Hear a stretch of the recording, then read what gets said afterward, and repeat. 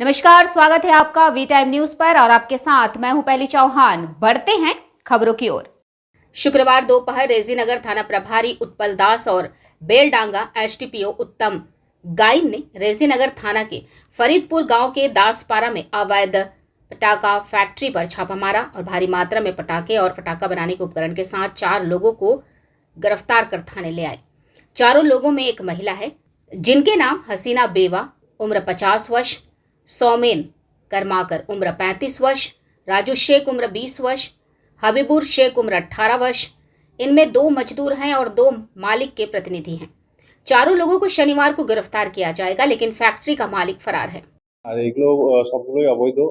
এদের আগে লাইসেন্স ছিল, বাট গভর্নমেন্টের যে বিভিন্ন জায়গাতে বিভিন্ন রকম দুর্ঘটনা ঘটার পরে যে স্ট্রিক্ট প্রোটোকল যেটা গভর্নমেন্ট অফ ওয়েস্ট বেঙ্গল থেকে দেওয়া হয়েছে, তারা সেই শর্তগুলো পালন করতে পারেনি। তাই তাদের বাজি যে লাইসেন্স ছিল সেই লাইসেন্স রিনিউয়াল হয়নি। তারা অবৈধভাবে বাজি বানাচ্ছিল এবং আমাদের কাছে স্পেসিফিক ইনফরমেশন আসার পরে আমার নেতৃত্বে ওসি রেজিনগর এবং তার টিম আমরা ওখানে পৌঁছাই, দাসপাড়া ভিলেজ রেজিনগর থানার আন্ডারে।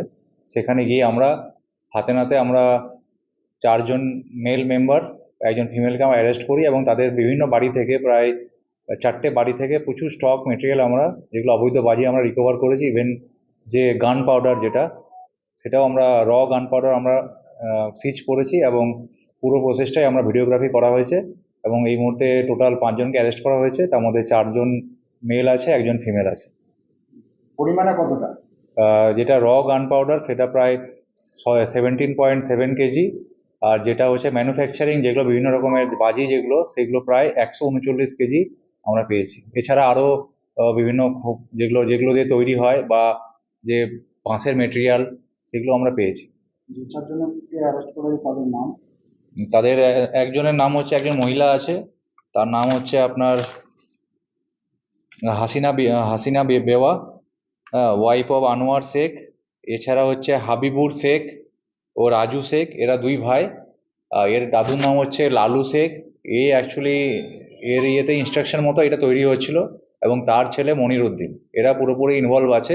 তো 2 নাতিকে আমরা অ্যারেস্ট করেছি, বাকিদের নামগুলো কেসে দেওয়া হয়েছে। এছাড়া এদের সাথে সৌমেন কর্মকার বলে একজন আছে, সেও এদের সাথে ওখানে বানাচ্ছিল এবং তাকেও আমরা হাতে নাতে অ্যারেস্ট করা হয়েছে। কালকে কোর্টে পাঠানো হবে এবং এদেরকে পিসিতে নেওয়া হবে এবং এর সাথে পিসির 10 ডেজের প্রেয়ার দেওয়া হবে, লার্নেড কোর্ট যেটা অ্যালাউ করবে। আর এর সাথে যারা যারা ইনভলভ আছে তাদের নামগুলো আমরা পেয়েছি, কিন্তু তদন্তের স্বার্থে এই মুহূর্তে নামগুলো আমরা রিভিল করছি না।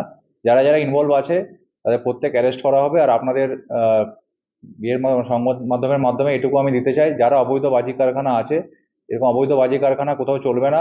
আমাদেরকে যদি কোনো স্পেসিফিক ইনফরমেশন থাকে আমরা রেড করবো এবং যারা যারা এর মধ্যে ইনভলভ আছে প্রত্যেককে অ্যারেস্ট করা হবে এবং আইনের দোরগোড়ায় পাঠানো হবে।